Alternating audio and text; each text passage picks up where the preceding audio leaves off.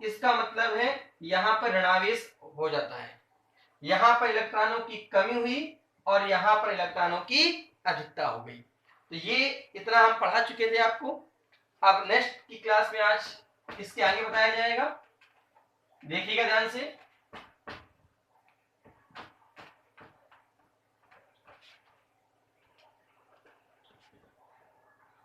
देखिए आज हम आपको बताने वाले हैं वैद्युत क्षेत्र। वैद्युत क्षेत्र यानी इलेक्ट्रिक फील्ड।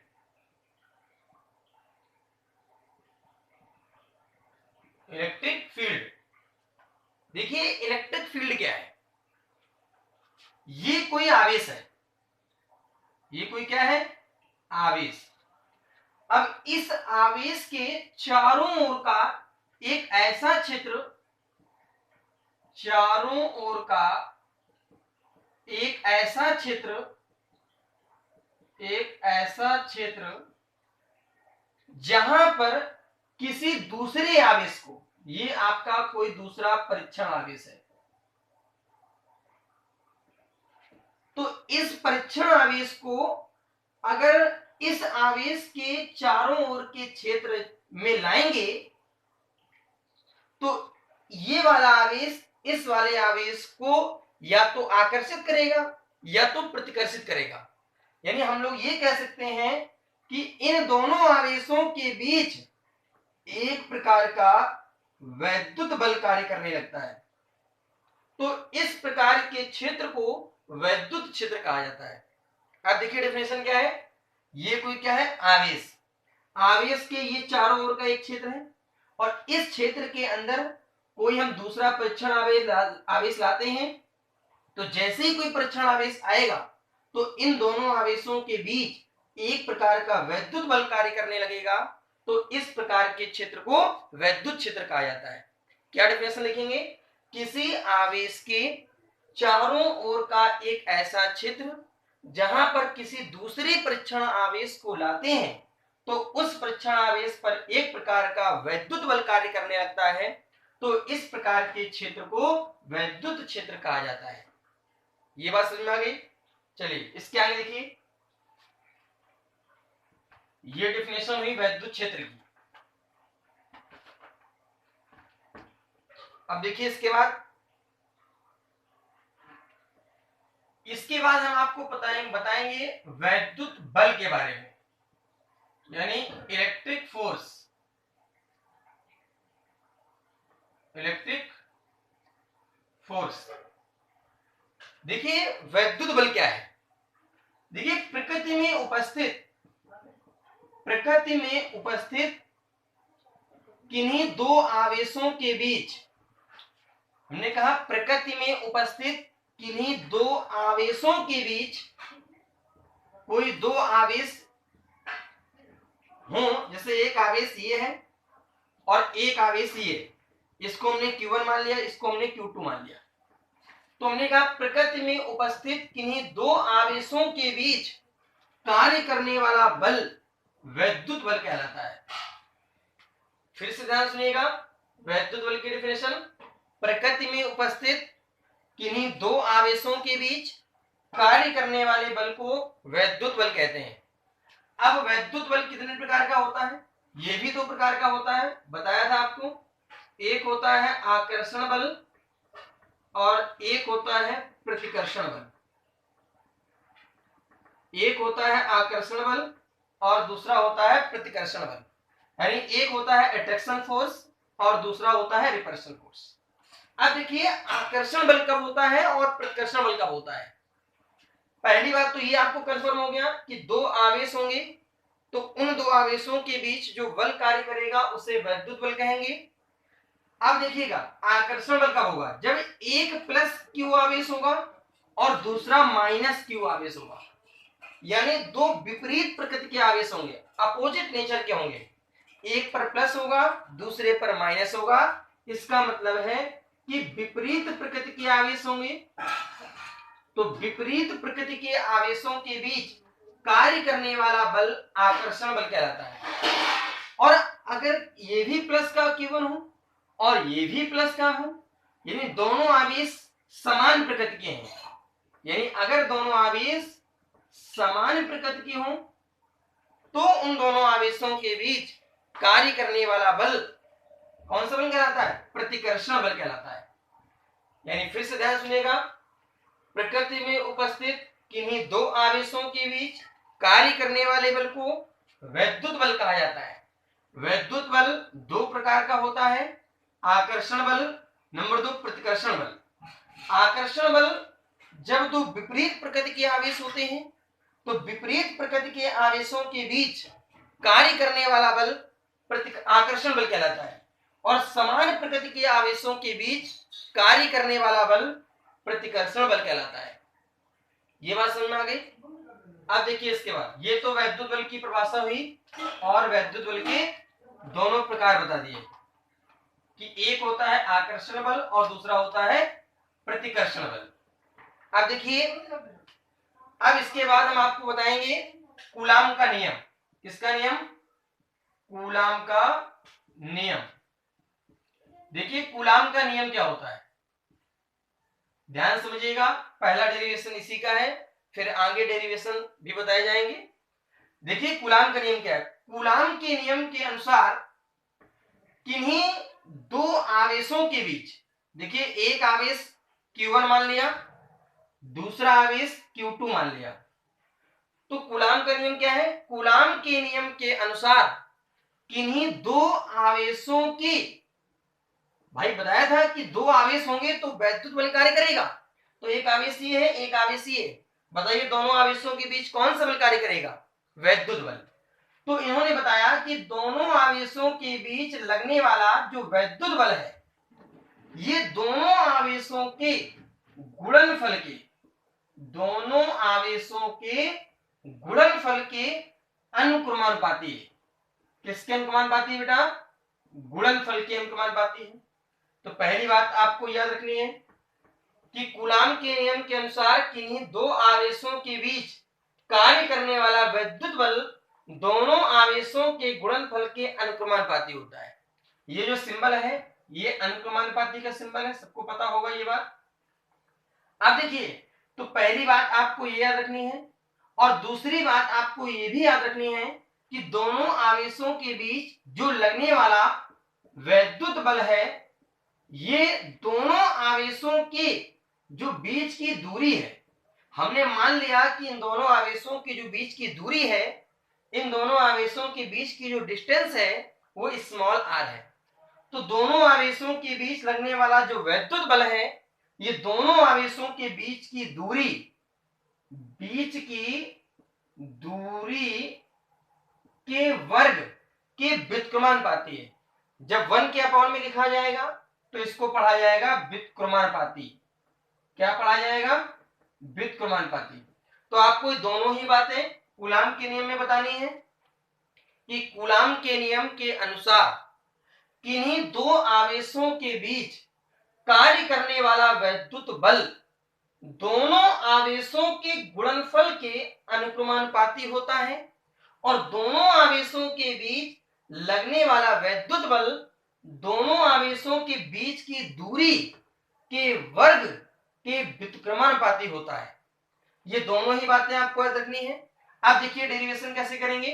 बल यानी F अनुक्रमानुपाती, दोनों आवेशों का गुणनफल, तो एक आवेश Q1 था, दूसरा आवेश Q2 था, तो यहां पर हो जाएगा Q1 इंटू Q2। इसको मान लेंगे समीकरण 1।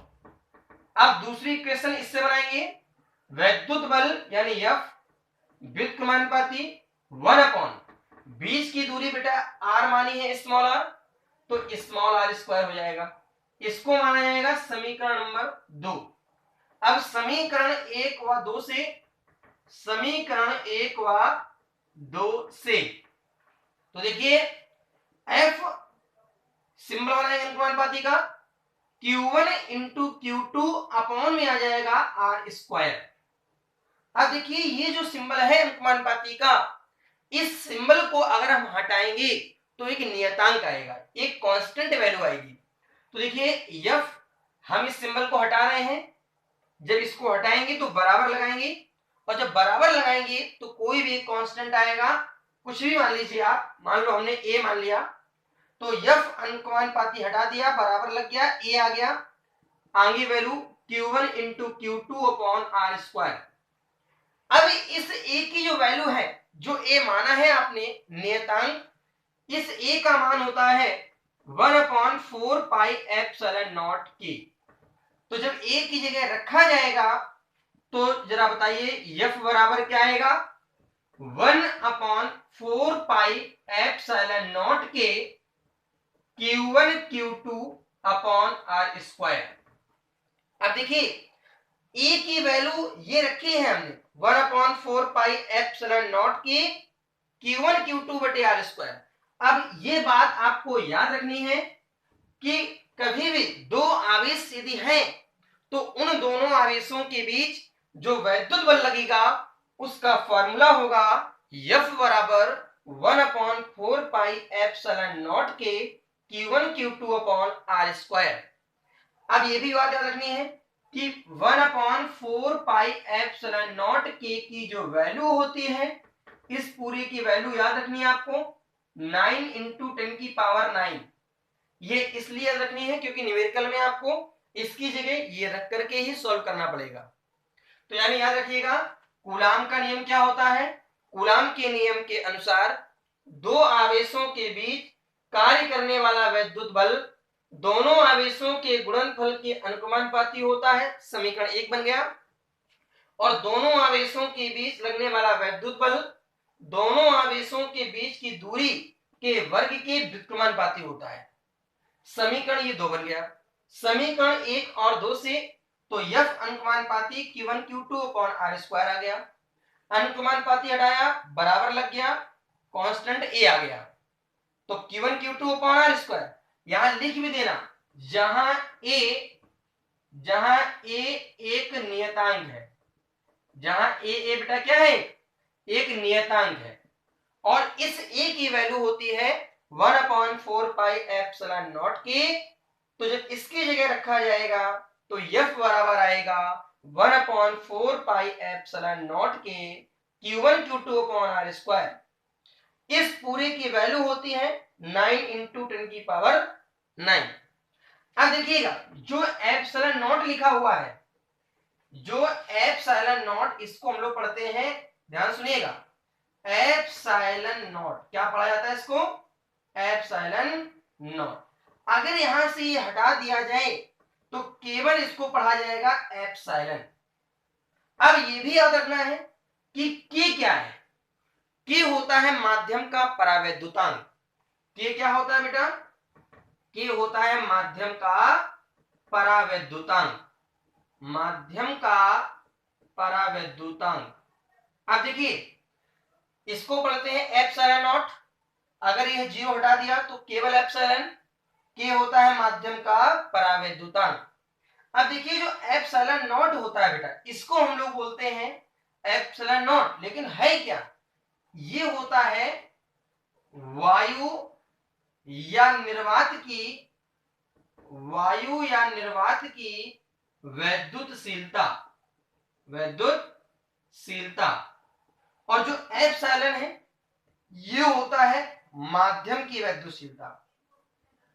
किसकी वैद्युतशीलता, माध्यम की वैद्युतशीलता। तो ये भी बात आपको याद रखनी है कि एप्सिलॉन नॉट वायु या निर्वात की वैद्युतशीलता होती है और एप्सिलॉन माध्यम की वैद्युतशीलता होती है, के माध्यम का परावैद्युतांक होता है, के की वैल्यू वायु के लिए 1 होती है, शुद्ध जल के लिए जबकि के की वैल्यू कितनी होती है, शुद्ध जल के लिए यानी प्योर वाटर के लिए के की वैल्यू 80 होती है या 81 होती है। ये न्यूमेरिकल में आपको रखना पड़ेगा अगर शुद्ध जल दिया होगा तो ये बात समझ में आ गई सबको। चलिए तो ये तो हमने आज बताया कूलाम का नियम, और कूलाम के नियम में ये जो फार्मूला आया है इसको आप लोग याद रखिएगा, F = 1/4 पाई एप्सिलॉन नॉट के Q1 Q2 upon R square, जो 1/4 पाई एप्सिलॉन नॉट के होता है, इसकी वैल्यू होती है 9 इंटू 10 की पावर 9, और जो इसमें बताया है कि जो K होता है ये माध्यम का परावैद्युतांक होता है। के की वैल्यू वायु के लिए 1 होती है, शुद्ध जल के लिए 80 या 81 होती है। और बताया एप्सिलॉन नॉट वायु या निर्वात की वैद्युशीलता होती है और केवल एप्सिलॉन माध्यम की वैद्युशीलता होती है। इतनी बात सबको समझ में आ गई। चलिए अब देखिए इसके आगे बढ़ते हैं। देखिए ये तो कूलाम का नियम हो गया। अब देखिएगा इसके बाद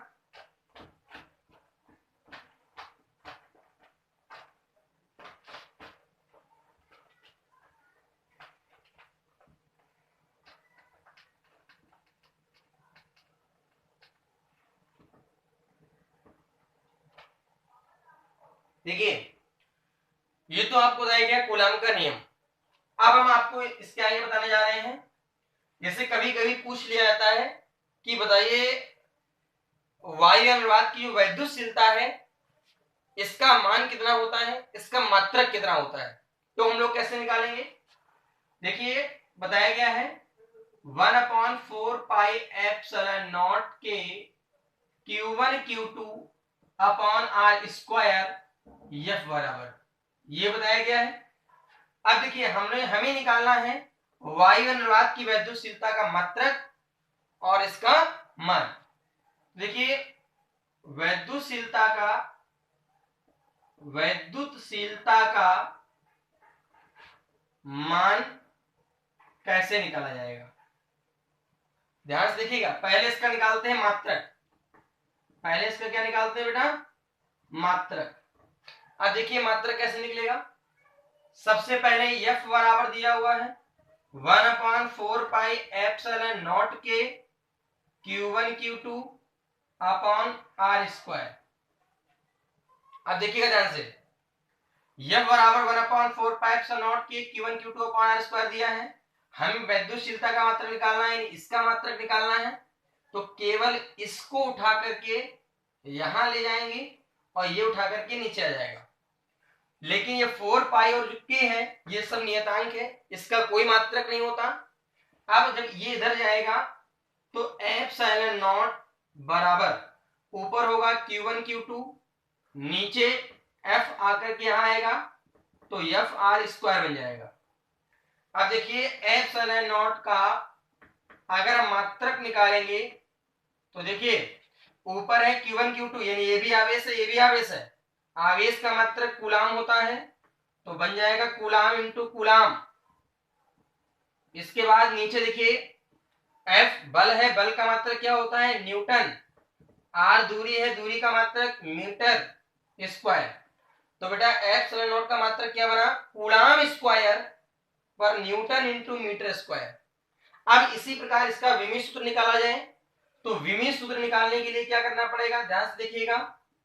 इसी से विमीय सूत्र भी निकल आएगा, coulomb into coulomb, coulomb square होता है और कूलाम आवेश का मात्रक होता है। इसका विमीय सूत्र हम आपको बता के आए भी आए हैं, 80 होता है।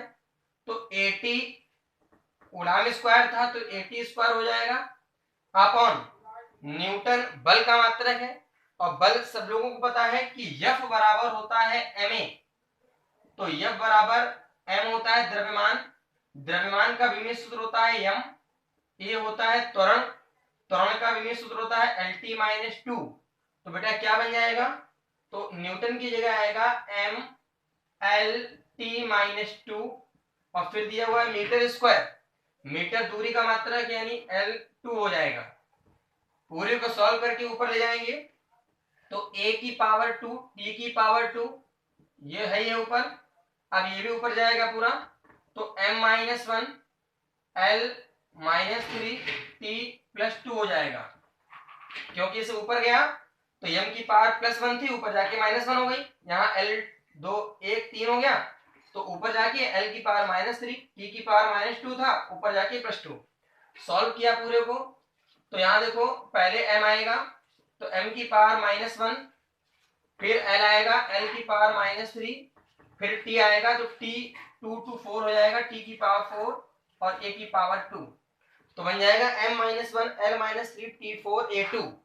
ये एप्सिलॉन नॉट का विमीय सूत्र है और ये एप्सिलॉन नॉट का मात्रक है।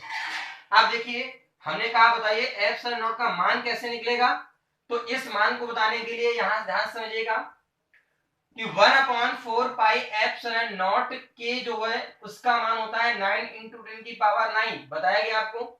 लेकिन आपको मान चाहिए केवल इसका, तो ये इधर जाएगा, ये इधर आएगा, तो जब ये उधर जाएगा तो एप्सिलॉन नॉट बराबर 1/4 पाई इंटू के इंटू 9 इंटू 10 की power 9।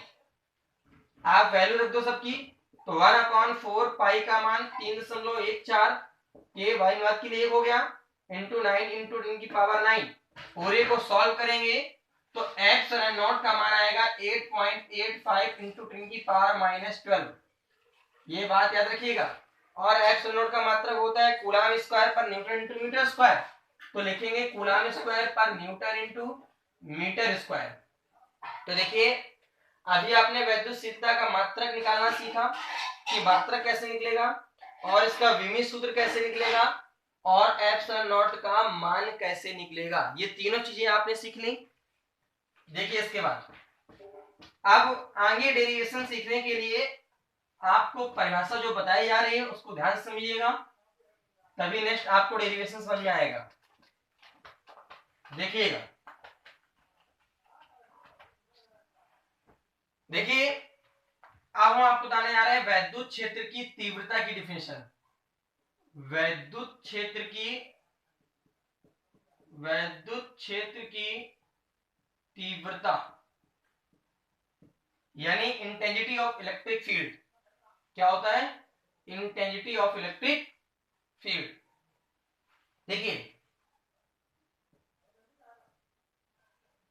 Intensity of electric field. देखिए वैद्युत क्षेत्र की तीव्रता क्या है? ये बेटा कोई क्या है? आवेश। ये कोई क्या है? आवेश। इस आवेश के चारों ओर ये कोई क्या है? वैद्युत क्षेत्र।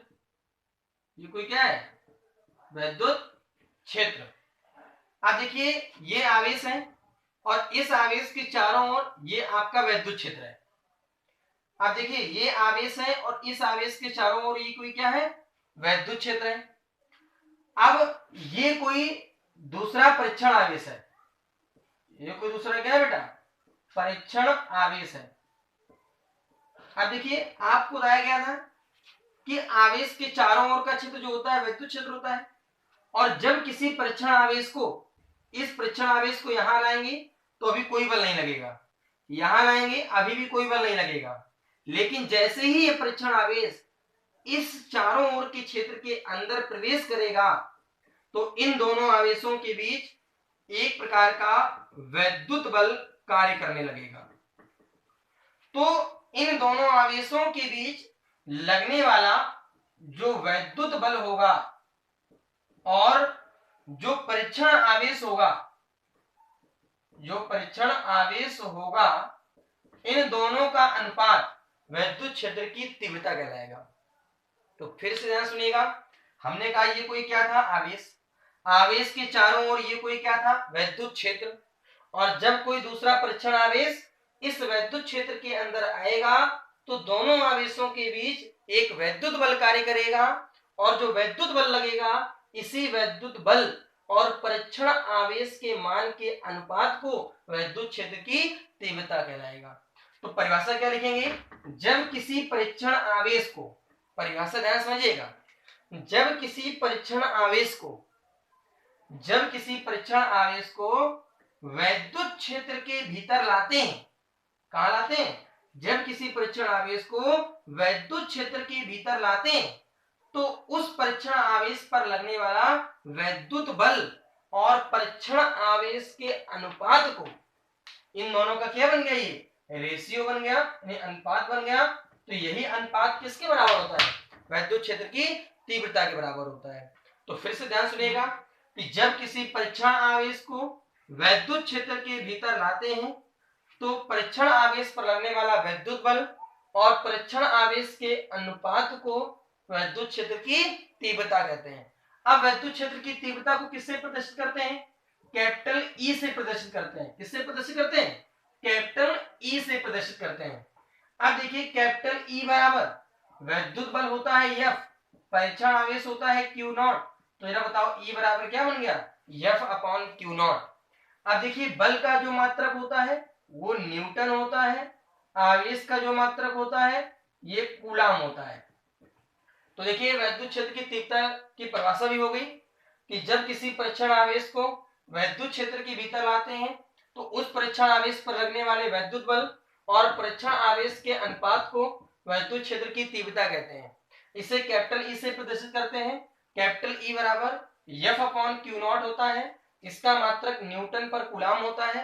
अब इसका विमीय सूत्र निकाला जाए तो देखिए ई का यानी तीव्रता का जब विमीय सूत्र निकाला जाएगा तो देखिए ऊपर बल का अभी हम आपको पढ़ा क्या है, F बराबर एम ए से M L T minus two, और आवेश का भी बताया था ए टी होता है। इसको जब ऊपर ले आएंगे तो M L T minus two और ये ऊपर जाएगा तो ए माइनस वन और टी माइनस वन हो जाएगा। दोनों को एक साथ लिखेंगे तो M L T minus three minus two minus one minus three और ए माइनस वन हो जाएगा। तो क्या बना, M L three minus three M L T minus three A minus one, ये इसका विमीय सूत्र हो गया। तो परिभाषा समझ में आ गई और इसका ये विमीय सूत्र भी बता दिया और मात्रक भी बता दिया। तो आपको ये फार्मूला रखना पड़ेगा, ई बराबर एफ अपॉन क्या होता है, क्यू नॉट होता है। देखिए इसके बाद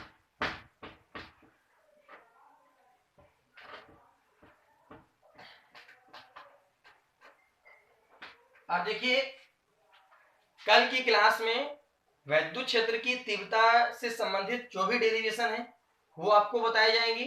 यानी कुछ डेरिवेशन ऐसे हैं जो पेपर में बहुत पूछे आते हैं, जैसे वैद्युत ध्रुव की अच्छी स्थिति में तीव्रता और निरक्षीय स्थिति में तीव्रता।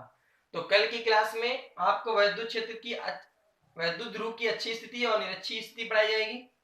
सभी लोग ध्यान से पढ़िएगा। ओके।